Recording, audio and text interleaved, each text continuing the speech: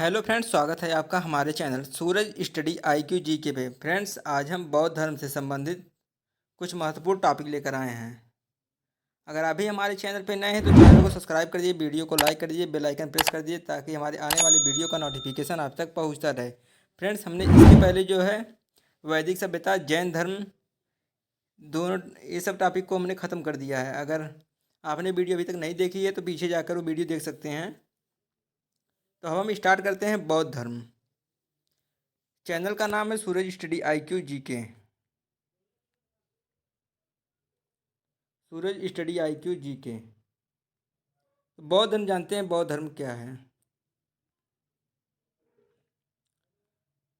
सर्वप्रथम बौद्ध धर्म के संस्थापक गौतम बुद्ध थे। इन्हें एशिया का ज्योतिपुंज भी कहा जाता है। इंग्लिश में इन्हें लाइट ऑफ एशिया के नाम से भी जाना जाता है। फिर समझते हैं बौद्ध धर्म क्या है। बौद्ध धर्म के संस्थापक कौन थे? तो गौतम बुद्ध थे। इन्हें एशिया का ज्योतिपुंज, लाइट ऑफ एशिया भी कहा जाता है। इम्पॉर्टेंट पॉइंट समझते हैं कि इम्पॉर्टेंट पॉइंट क्या है।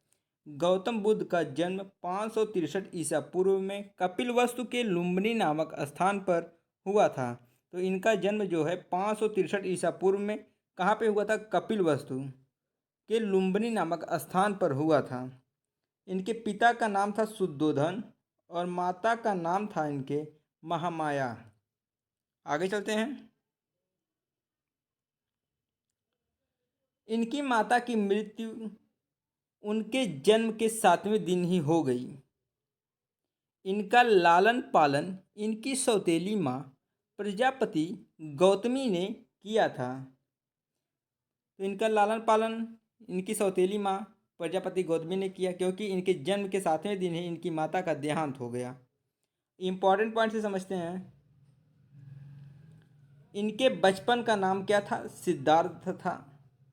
दूसरा पॉइंट है, बचपन से ही गौतम बुद्ध का मन आध्यात्मिकता की ओर था, इसलिए इनके पिता ने इनका विवाह 16 वर्ष की अवस्था में यशोधरा के साथ कर दिया।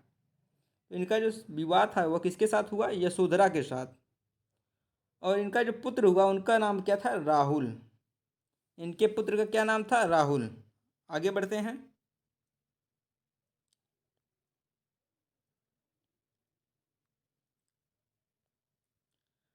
अपने साम्राज्य में ब्राह्मण के दौरान उन्होंने व्यक्ति जीवन के 4 अवस्थाओं को देखा। बाद में उनके मन में वैराग्य उत्पन्न हो गया। वो चार अवस्थाएं कौन कौन सी थीं? चारों को मैंने पॉइंट में कवर किया है। 4 अवस्थाएं उन्होंने एक बूढ़े व्यक्ति को देखा, एक बीमार व्यक्ति को देखा, एक शव को जाते हुए देखा और एक सन्यासी के जीवन को उन्होंने देखा। फिर समझते हैं चारों पॉइंट क्या हैं। इन्होंने जो 4 अवस्थाएं देखी वो कौन कौन सी थी? एक बूढ़ा व्यक्ति था, एक बीमार व्यक्ति था, तीसरा एक शव था और चौथा एक सन्यासी के जीवन को इन्होंने देखा। अब इम्पॉर्टेंट पॉइंट क्या है।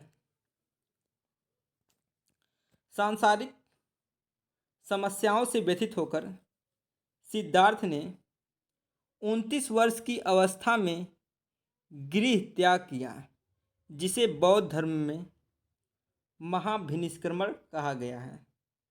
जिसे बौद्ध धर्म में महाभिनिष्क्रमण कहा गया है। आगे चलते हैं।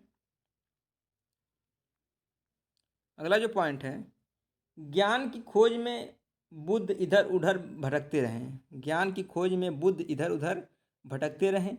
फिर उन्हें अलार कलाम मिले जो इनके पहले गुरु बने। इन्होंने अलार कलाम से सांख्य दर्शन की शिक्षा ली। जो इनके पहले गुरु थे उनका नाम क्या था? अलार कलाम। और अलार कलाम से इन्होंने सांख्य दर्शन की शिक्षा ली। अगला पॉइंट क्या है। इसके बाद बुद्ध ने अपने 5 मित्रों के साथ सारनाथ के वन में लगभग कई वर्षों तक कठोर तपस्या की। इसके बाद महात्मा बुद्ध को ज्ञान की प्राप्ति के लिए चले गए। इसके बाद महात्मा बुद्ध कहाँ चले गए? ज्ञान की प्राप्ति के लिए। अगला पॉइंट क्या है। कठिन तपस्या के बाद 35 वर्ष की आयु में वैशाख की पूर्णिमा की रात निरंजना नदी के किनारे किस नदी किनारे? निरंजना नदी के किनारे पीपल के वृक्ष के नीचे सिद्धार्थ को ज्ञान प्राप्त हुआ। ज्ञान प्राप्ति के बाद सिद्धार्थ बुद्ध के नाम से जाने गए और वह स्थान बोध गया कहलाया। जो इनका नाम जब बुद्ध पड़ा, कब पड़ा? जब इनको ज्ञान प्राप्त हुआ, इनको लोग बुद्ध के नाम से जाने, और वह स्थान जहाँ पर इन्होंने ज्ञान प्राप्त किया वह क्या कहलाया? बोध गया कहलाया। अब अगला पॉइंट, बुद्ध ने अपने प्रथम उपदेश सारनाथ में दिया, जिसे बौद्ध ग्रंथों में धर्म चक्र प्रवर्तन कहा गया, और उन्होंने यह उपदेश पाली भाषा में दिया। यह उपदेश उन्होंने किस भाषा में दिया? पाली भाषा में। बुद्ध ने अपना प्रथम उपदेश कहाँ पर दिया है? तो सारनाथ में। प्रथम उपदेश सारनाथ में दिया। आगे चलते हैं। नोट,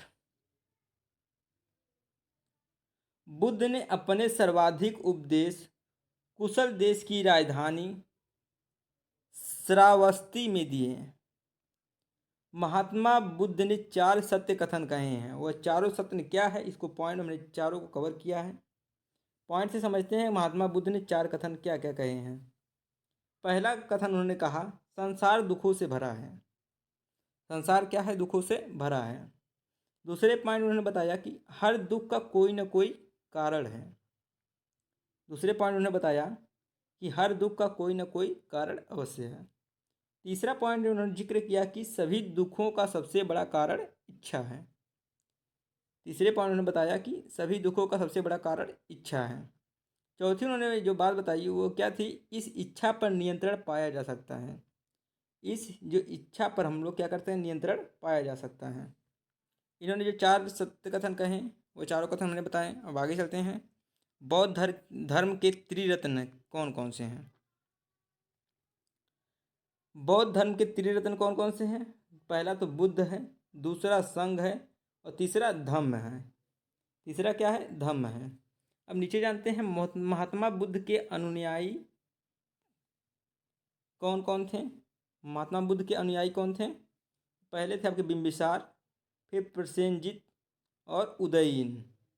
ये तीनों लोग कौन थे? महात्मा बुद्ध के अनुयायी थे। आगे चलते हैं।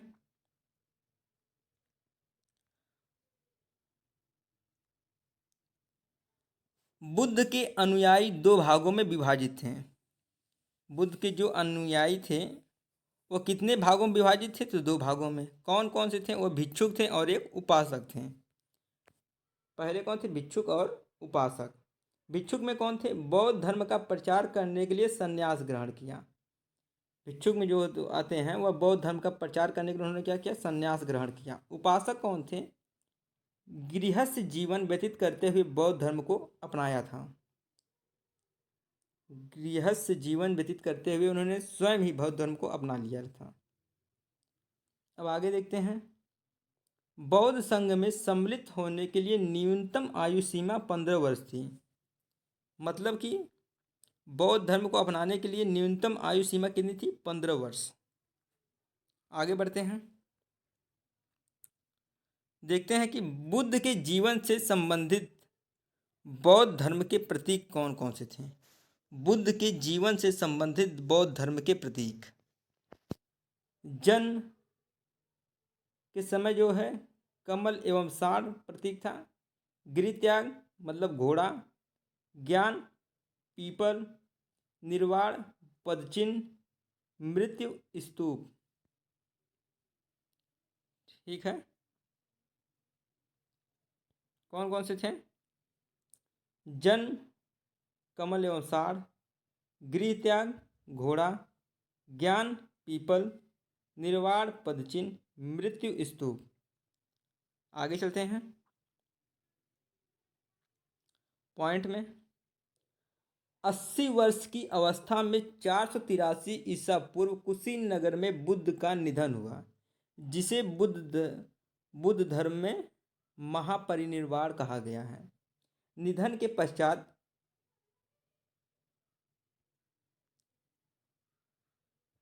बुद्ध के अस्थि अवशेषों को भारत के 8 जगहों पर स्थापित कर स्तूपों का निर्माण करवाया गया, जिसमें से सबसे बड़ा स्तूप सांची का स्तूप है। सबसे बड़ा स्तूप कौन सा है? सांची का स्तूप। अब आगे चलते हैं। महात्मा बुद्ध की मृत्यु के बाद बौद्ध धर्म के प्रचार प्रसार के लिए 4 बौद्ध संगीतियों का आयोजन किया गया। वो चारों बौद्ध संगीतियों को हमने एक तालिका में कर दिया है ताकि समझने में आपको आसानी हो।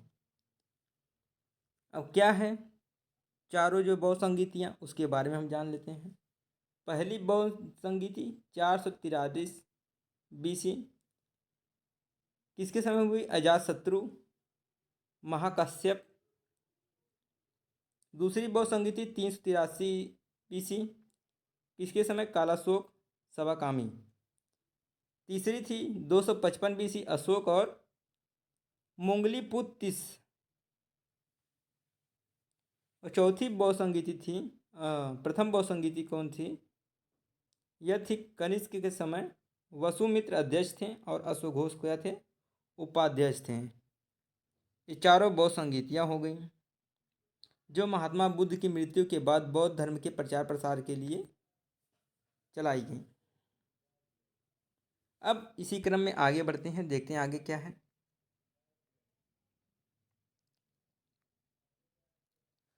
चौथी बौद्ध संगीति के बाद बौद्ध धर्म को 2 भागों में बांटा गया।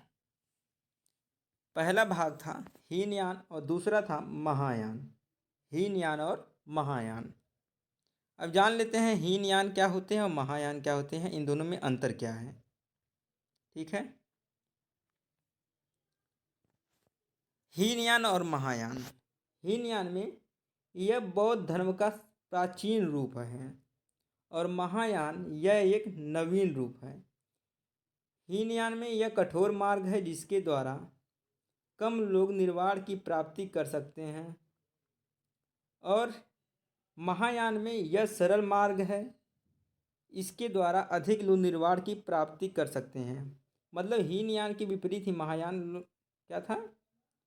नवीन था। अब जानते हैं यह बुद्ध को अलौकिक गुण वाला सामान्य पुरुष मानते हैं। यह महायान में यह बुद्ध को भगवान मानते हैं, जबकि दोनों लोग ही बुद्ध से ही संबंधित हैं। लेकिन हीनयान लोग प्राचीन थे और महायान लोग नवीन रूप में थे। अब जानते हैं अगला पॉइंट, यह बुद्ध के प्रतीकों की पूजा करते हैं। यह बुद्ध के प्रतीकों की क्या करते हैं? पूजा करते हैं। और महायान में यह बुद्ध की मूर्ति की पूजा करते हैं। अब जानते हैं इनके ग्रंथ पाली भाषा में रचे गए हैं, लेकिन महायान में इसके ग्रंथ संस्कृत भाषा में रचे गए हैं। अब चलते हैं आगे बढ़ते हैं, 2 पॉइंट और बचा इसमें। एक कर्म एवं धर्म में विश्वास करते हैं। कौन? हीनयान। और महायान में यह परोपकार में विश्वास करते हैं। इसमें बोधिसत्व का आदर्श ग्रहण किया जो दूसरों का कल्याण करते हैं।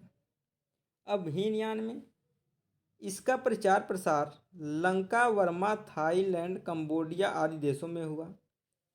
हीनयान का प्रचार प्रसार कहाँ हुआ? तो श्रीलंका, वर्मा, थाईलैंड, कंबोडिया आदि देशों में। और महायान का प्रचार प्रसार कहाँ हुआ? चीन, तिब्बत, जापान, कोरिया आदि देशों में हुआ।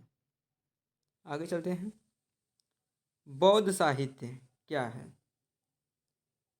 बौद्ध साहित्य त्रिपिटक यह मूल रूप से पाली भाषा में रचे गए हैं। इनकी संख्या 3 है। कौन कौन संख्या थी? पहले हमको तालिका में कर दी है। पहली जो थी वह विनय पिटक थी, दूसरी थी सुत्त पिटक, तीसरी थी अभिधम्म पिटक। अब जानते हैं इसके बारे में, ये तीनों क्या हैं। विनय पिटक, इसमें भिक्षु एवं भिक्षुणियों के आचरण संबंधी नियम है। दूसरे में है सुत्त पिटक, इसमें बौद्ध धर्म के उपदेश संकलित हैं। तीसरा है अभिधम्म पिटक, इसमें बौद्ध धर्म की दार्शनिक व्याख्याएं दी गई हैं। इसका सबसे महत्वपूर्ण भाग कथा वस्तु है। जातक कथाएं क्या हैं? यह मूल रूप से पाली भाषा में रचे गए हैं। इनकी संख्या 549 है। इन्हें बुद्ध के पूर्व जन्मों की कथाएं हैं। इनमें क्या है? बुद्ध की पुनर्जन्मों की कथाएं हैं। अब आगे जानते हैं बुद्ध चरित्र। बुद्ध चरित्र क्या था? इसकी रचना संस्कृत भाषा में हुई है। अश्वघोष द्वारा रचित यह एक महाकाव्य है। यह एक क्या है? महाकाव्य है। इसमें बुद्ध का जीवन वृत्त एवं उनकी शिक्षाओं का वर्णन है। धम्मपद क्या था? पाली भाषा में रचा गया इस बौद्ध की पाली भाषा में रचा गया इसे बौद्धों की गीता कहा जाता है। इसमें बौद्धों की गीता कहा जाता है। यहाँ पे अलग रहेगा, बौद्धों की गीता कहा जाता है। फ्रेंड्स, हमने बुद्ध के जीवन से संबंधित सारी जो है व्याख्याएं इसमें कर दी हैं। अगर आपको वीडियो अच्छी लगी तो वीडियो को लाइक कर दीजिएगा, चैनल को सब्सक्राइब कर दीजिएगा, बेल आइकन प्रेस कर दीजिएगा ताकि आने वाली नोटिफिकेशन हमारी वीडियो का नोटिफिकेशन आप तक पहुंचता रहे। आशा करता हूँ आपको वीडियो पसंद आएगी। मिलते हैं किसी नेक्स्ट टॉपिक पे।